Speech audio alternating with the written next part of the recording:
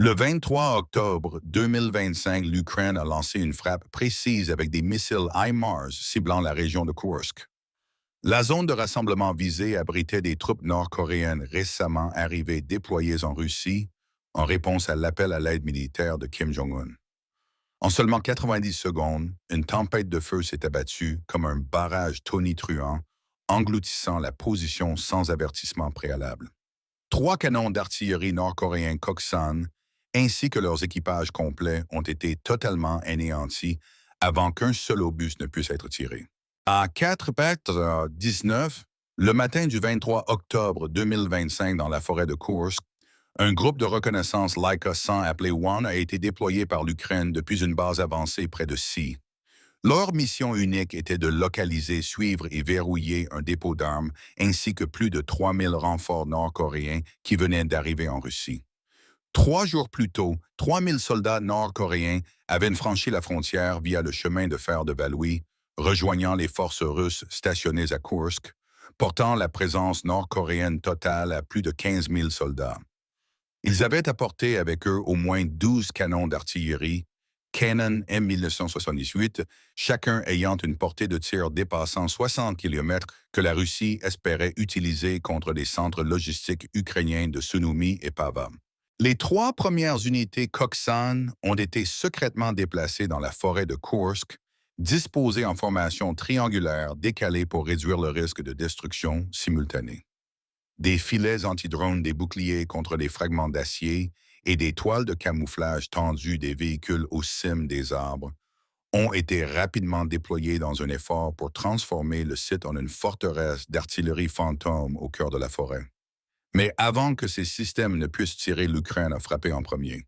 Avec une seule salve HIMARS précisément ciblée, le champ de bataille a été submergé en moins de 90 secondes. À 4h22, les images du drone One ont confirmé que les trois canons Koksan étaient positionnés dans une clairière ouverte, leur tube orienté vers le sud-ouest, à moitié couvert de camouflage. Une équipe d'environ 15 artilleurs était en train de procéder à des opérations de rechargement. Le site manquait de couverture radar et n'avait aucun système de défense antiaérienne à courte portée. Les données cryptées ont été transmises au commandement de l'artillerie à Sunomi. Les officiers ukrainiens ont immédiatement analysé les images et les flux de capteurs pour élaborer un plan d'attaque adapté des structures statiques, exposer aucune défense antiaérienne, pas besoin de têtes pénétrantes pour bunker. Les Koksan étaient à découvert. Pas de drone suicide, le risque de collision avec les barrières en mailles d'acier était trop élevé. À la place, l'Ukraine a sélectionné le système HIMARS M142, tirant des roquettes M31-1 GMLRS, une munition conçue spécifiquement pour frapper des cibles bien camouflées, mais exposées. À première vue, le HIMARS ressemble à un camion militaire standard. Mais sous sa coque d'acier se trouve l'un des systèmes de frappe mobile les plus précis au monde. C'est un bras de fer capable d'atteindre des dizaines de kilomètres et d'éliminer sa cible d'une simple pression sur un bouton. HIMARS signifie High Mobility Artillery Rocket System, système de roquettes d'artillerie et haute mobilité, un lance-roquettes monté sur camion à grande vitesse. L'Ukraine l'utilise comme une arme centrale dans les raids de frappe en profondeur pour détruire les lignes d'approvisionnement ennemies, les bases d'artillerie, les dépôts de munitions et les postes de commandement. Au cœur du système se trouve le lanceur M142, capable de transporter jusqu'à 6 roquettes guidées M31 GIN, reste chacune avec une portée allant jusqu'à 89 km, une précision CEP inférieure à 3 mètres. Ces roquettes utilisent une ogive alternative contenant 182 000 fragments d'acier au tungstène préformés qui se dispersent à une vitesse hypersonique, saturant une zone pouvant atteindre 100 mètres de diamètre. Lors de la détonation, l'ogive libère une explosion sphérique de fragments de tungstène semblable à une pluie d'acier surchauffé, dévastant l'infanterie ennemie sur un large rayon. Une seule roquette M31 suffit à réduire un canon Koksan en un tas de métal calciné. Tout le guidage est assuré par le système GPS militaire M-Code connecté directement aux satellites et aux drones de reconnaissance, permettant aux HIMARS de verrouiller et de frapper des cibles exposées camouflées ou même en mouvement lent. Le moteur diesel de 290 chevaux confère au véhicule une vitesse maximale de plus de 461 km/h, permettant des tactiques de tir et d'évasion rapide idéales pour le style de guerre ukrainien de frappe et disparition utilisé sur tous les fronts.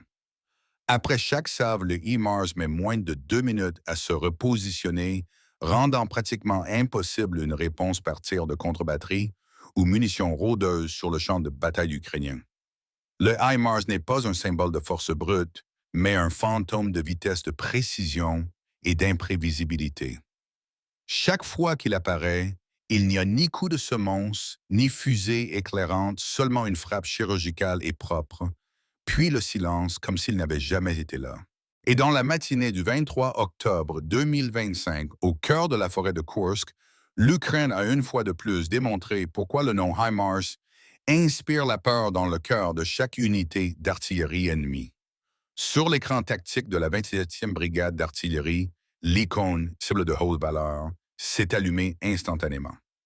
Un lanceur HIMARS M142 a été activé depuis un état de veille froide seulement 3 minutes après la confirmation de la cible. À exactement 4h25 depuis une station de contrôle de tir HIMARS cachée dans la forêt de Sunomi en Ukraine, l'ordre de tir a été donné.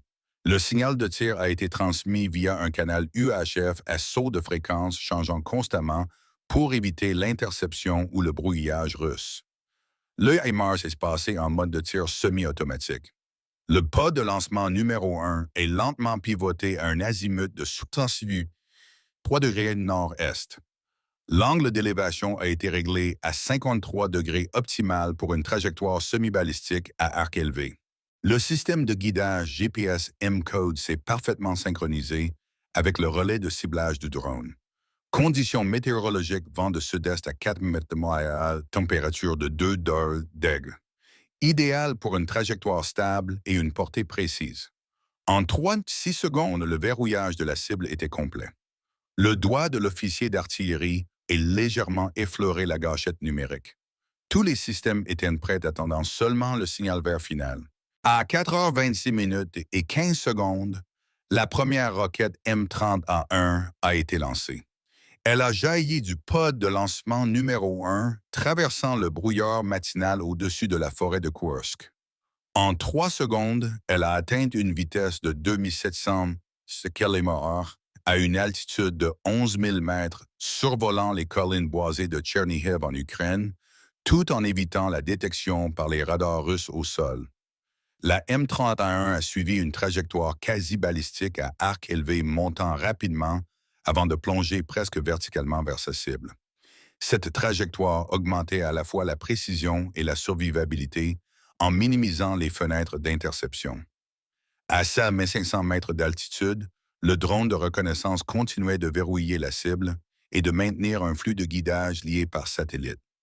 Des signaux cryptés de niveau tactique mettaient à jour la trajectoire de la roquette toutes les 2 secondes, garantissant un alignement parfait avec son vecteur d'attaque. Le drone de guidage était un drone de reconnaissance tactique léger avec une configuration distinctive en LM.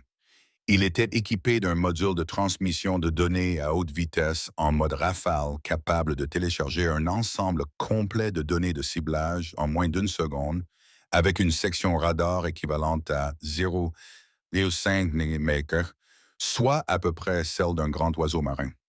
Il restait pratiquement invisible au système d'alerte précoce russe comme le Podlet K1 ou le 35 ZHSM. Ce n'était pas un objet militaire, juste un faible écho dans le ciel.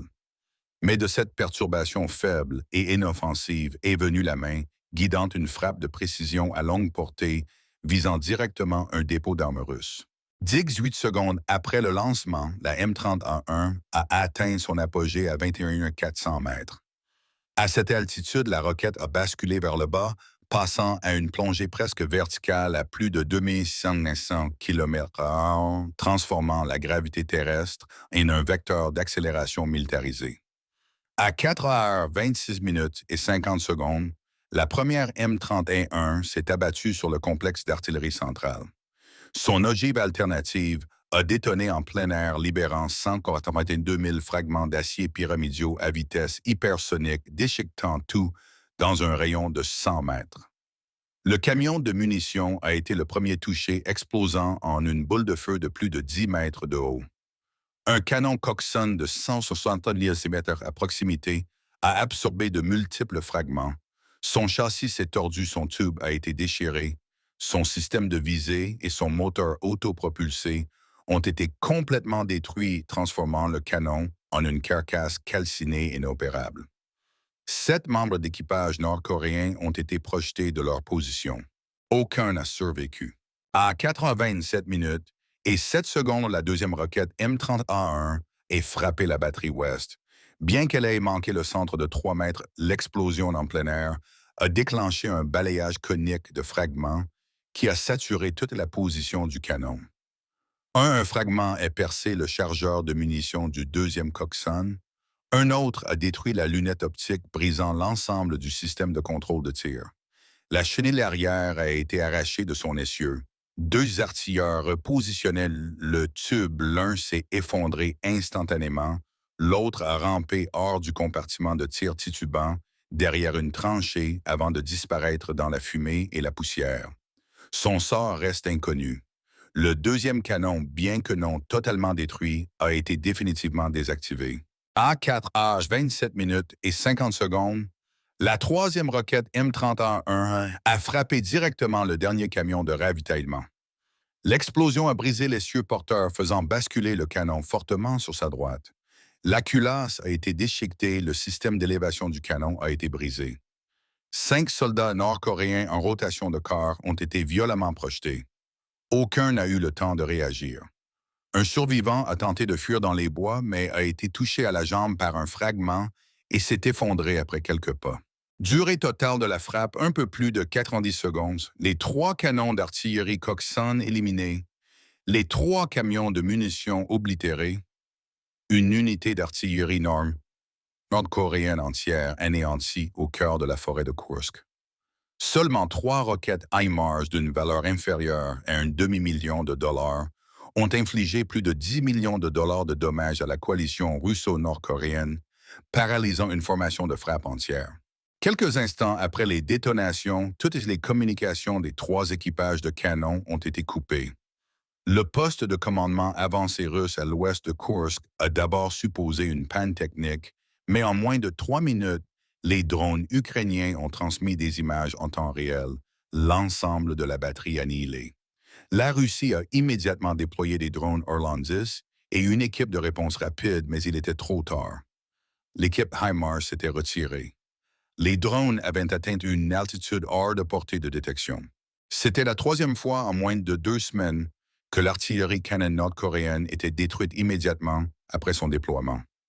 La Russie a été forcée de suspendre tous les déploiements d'artillerie à longue portée sur le front de Kursk, incapable de garantir la survie des unités entrantes. Ce fut une campagne silencieuse, mais qui a profondément entamé la fierté des forces d'artillerie russes et nord-coréennes. La guerre entre la Russie et l'Ukraine est entrée dans sa 3e année. Depuis le début de 2025, la Russie a visiblement lutté sur le front Est.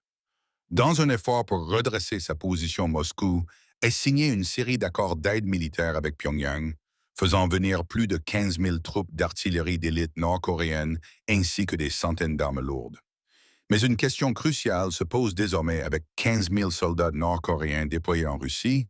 Deviendront-ils la force qui changera la dynamique de la guerre ou simplement les prochaines cibles sur la carte des éliminations de l'Ukraine? Élimination de l'Ukraine. Élimination de